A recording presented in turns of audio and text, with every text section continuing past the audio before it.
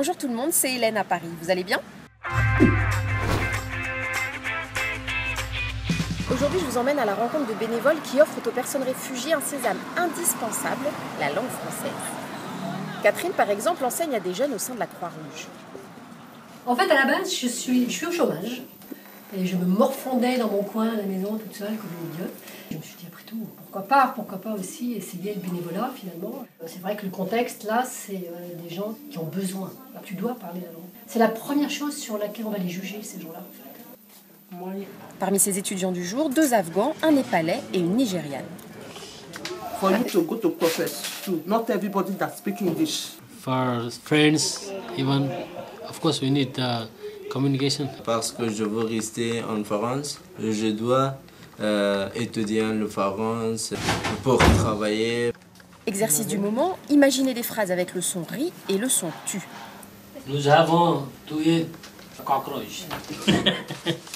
Mais c'est bien, c'est très bien. L'anglais est bien pratique pour traduire certains mots.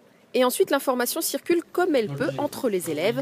Certains ont des capacités linguistiques impressionnantes. Je ne sais pas aller à l'école. Oui. Je sais un peu parler français. Turkmeni. Oui. Turkish bien parler. Ouzbek parler. Anglais? Anglais, non. Parfois, face à cette tour de Babel, Catherine a recours à ses talents artistiques. Oui, c'est une casserole. Casserole. Oui, et ça, c'est une poêle. Casserole. Évier avec de la vaisselle. Je suis restée à l'étape des petits-enfants. Le plus difficile au final pour ces jeunes qui ont vécu et continuent à vivre de grosses galères, c'est l'assiduité. Non pas parce qu'ils ne veulent pas, mais je pense qu'il y a des moments où ils ne peuvent tout simplement pas. Ils sont déprimés, ils ont des problèmes familiaux, la famille n'est pas là, ils n'ont pas de nouvelles ou ils ont de mauvaises nouvelles. Et tant qu'on n'a pas eu ce retour de leur part, c'est vrai qu'on ne s'imagine pas en fait la vie qu'ils mènent. Les cours de français ont fleuri un peu partout à Paris, comme à l'étage de ce café associatif. Iqbal y vient 2 fois par semaine. Alors qu'est-ce que ça donne? Vous pouvez tromper.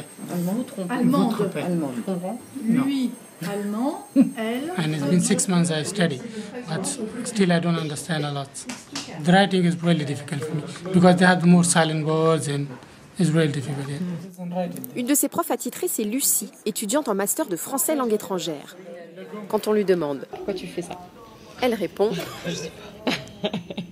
Très gratifiant, je sais pas, c'est de voir que ça leur plaît. Quand je leur propose de faire une pause, ils me disent non, enfin ça c'est cool.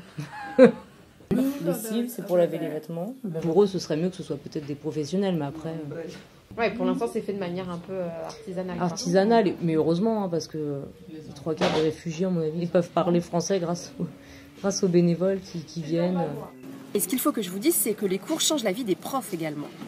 Le seul reproche que je puisse me faire, c'est de ne pas l'avoir fait plus tôt, finalement. Après, je m'épanouis. Puis ce sont de superbes rencontres. Quant à Lucie, elle a rencontré son amoureux en cours de français. Je vous laisse sur cette jolie histoire en espérant que ça vous donne envie de vous engager. À très bientôt. J'ai rencontré le seul Italien qui a pris part à la libération de la ville avec les YPG, les unités de protection du peuple kurde. Nom de bataille, Marcello. Karim